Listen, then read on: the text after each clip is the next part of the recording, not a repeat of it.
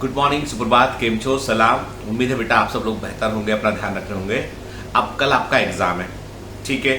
और एग्जाम के ठीक पहले आपको जो है वो बिल्कुल भी आज का दिन जो है एकदम रिलैक्स रहना। देखो, अब आप में से कई बच्चे कोशिश करेंगे कि आज मैक्सिमम पढ़ने की कोशिश करेंगे।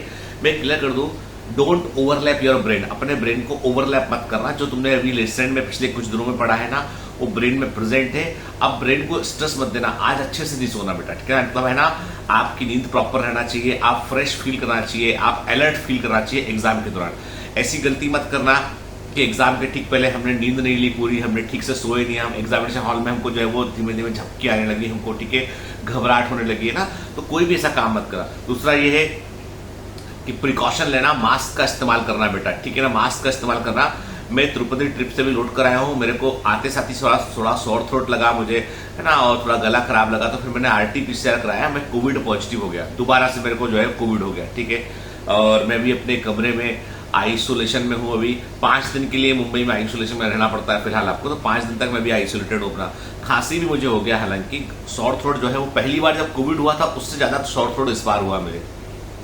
खैर, जबकि मैं वैक्सीनेटेड हूँ, मैंने हमेशा मास्क लगाया। लेकिन मैंने क्या किया, मैंने एक चीज की किया शायद मैंने, कि मैंने जो है वो नॉर्मल कपड़े का मास्क इस्तेमाल किया। नॉर्मल कपड़े का मास्क मैंने इस्तेमाल किया पूरी ट्रिप में। इन जनरल में नहीं तो मैं N95 मास्क ही इस्तेमाल करता हूँ मैं। पर मैंने सोचा कि चलो थोड़ा रिलैक्स, क्योंकि बाकी सारे लोग तो मास्क लगा भी नहीं रहे थे। और सच्चाई तो ये कि उनको किसी को कुछ हुआ भी नहीं कि जो मास्क नहीं लगाए थे। हम तो मास्क लगाए थे कपड़े का, हमको कोविड हो गया, ठीक है।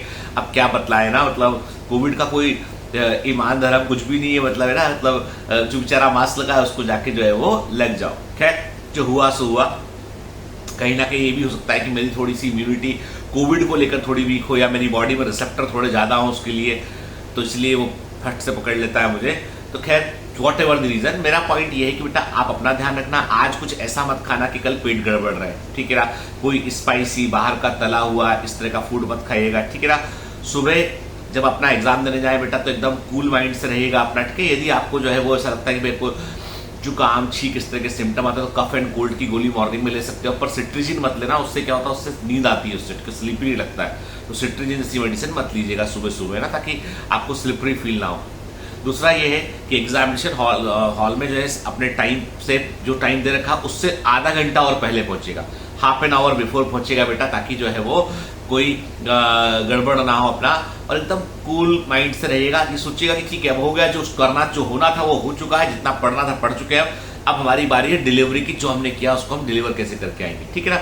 तो बिल्कुल भी ये मत सोचिए इस बारे में कि मेरी तैयारी क्या है, मेरे तो हाथ पैर फूल रहे हैं। अरे भाई, तुमको बताओ, हाथ पैर फूलना चाहिए साल भर पहले कि अब तैयारी कर रहे हैं, अब क्या होगा, ठीक है। अभी एग्जाम के टाइम में हाथ पैर फूलने का मतलब ये है कि आप एग्जाम के मतलब आप एग्जाम देने के पहले ही हार मान रहे हैं। नहीं, हार मानना, ठीक है। मैंने कहा ना बेटा, जो सच्चे कमांडो होते हैं वो न जीत में न हार में, मेरा यकीन सिर्फ प्रहार में। तुम तो बस करके आओ अपना, ठीक है।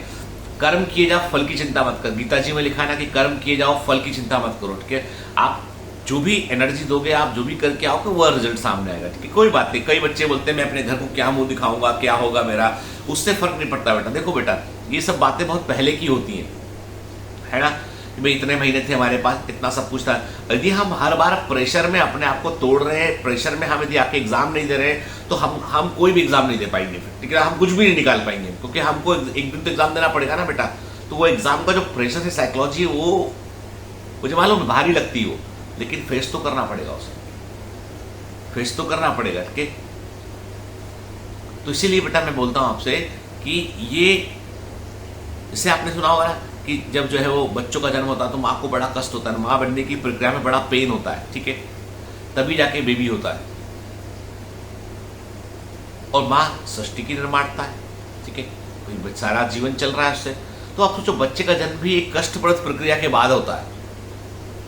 सफलता भी ऐसी होती, सफलता का जन्म भी जो है वो एक कष्ट वाली प्रक्रिया के बाद ही होता है।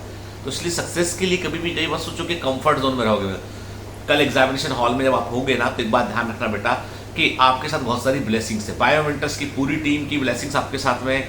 मैं आपके साथ चलूंगा एग्जामिनेशन हॉल तक, ऐसा सोच के चलिएगा, दिमाग में रखिएगा आपके, मैं आपके ब्रेन के किसी कोने में प्रेजेंट हूँ। साल भर यदि मुझसे आपने सीरियसली पढ़ा है तो मैं आपके किसी क्वेश्चन को गलत नहीं होने दूंगा।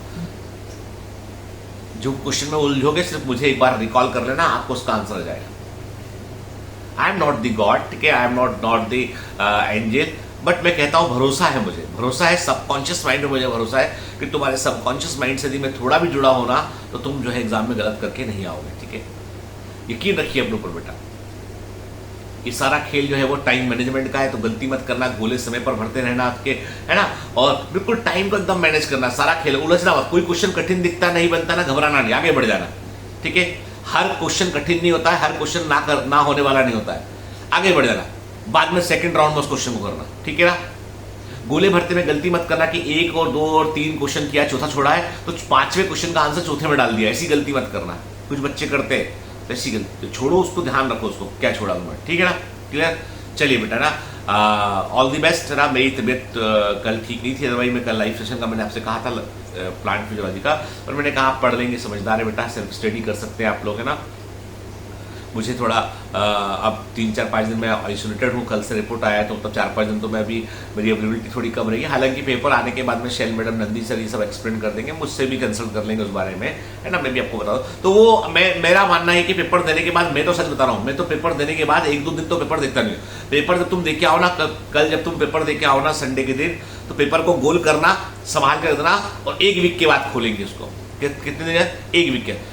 अरे भाई जो करके आ चुके हैं, अब उसमें डिस्कशन करने का लॉजिक क्या है, कितने सही कितने गलत 1 वीक बाद हम बनाएंगे, क्योंकि लोगों में तो क्या रेस लगी होगी, हम आंसर दे रहे हैं, वो इंस्टीट्यूट आंसर दे रहा है, ये इंस्टीट्यूट। बच्चे के दिल पे क्या आता है, बच्चे के दिमाग में कितना प्रेशर रहता है, ये कोई नहीं सोचता। किसी को इस बात से पड़ी ही नहीं, किसी को, कि तुम साल भर बाद एग्जाम दे के आए हो, तुम कितने प्रेशर में हो गए, अच्छा हुआ बुरा हुआ, तुरंत डिप्रेस, तुरंत। मैं कहता हूं अगले पेपर देने के बाद 1 वीक पूरा, 7 दिन पूरा इंट्रोस्पेक्शन का वीक है। क्या हुआ क्या नहीं किया, खुद को मालूम है हमको कि हम क्या करके आ चुके।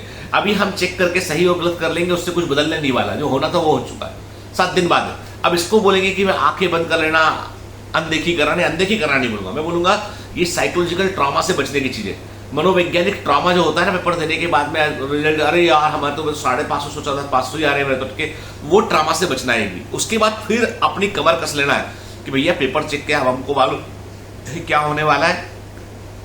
अब 1 साल तक मैं किसी से बात नहीं करूंगा, मैं फोड़ के आऊंगा, मैं एग्जाम निकालूंगा, जुड़ जाना दोबारा। मैं भगवान से प्रार्थना करता हूं कि ऐसी नौबती ना आए, मैं ईश्वर से प्रार्थना करता हूं कि ऐसी नौबती ना आए, तुम सब सिलेक्ट हो जाओ, ठीक है, तुम सारे लोग अच्छा करो और सिलेक्ट हो जाओ तुम। मैं तो ईश्वर से ये प्रार्थना करता हूं कि मेरे बच्चों को ईश्वर दोबारा एग्जाम देने की नौबत ना है, वो एग्जाम में निकाल लें इस बार, ठीक है। लेकिन मैं फिर वही कहता हूं ना कि जो है सफलता असफलता जो है ना, वो अपने सिक्के के 2 पहलू के समान है, ठीक है। मैंने कहा फेलियर तो कभी होता नहीं है, जीतते हैं सीखते हैं, सीखेंगे तो फिर आगे लड़ेंगे जीतेंगे, ठीक है। इसलिए दिल छोटा मत करना, किसी भी झुक के, जैसा भी होता है अपना बेस्ट देके बेटा आना, ठीक है। Have a great day, all the best बेटा। आज अच्छे से सोना, ठीक है, मतलब आज टेंशन मत लेना ज्यादा ना। ऑल द बेस्ट बेटा, बाय बाय।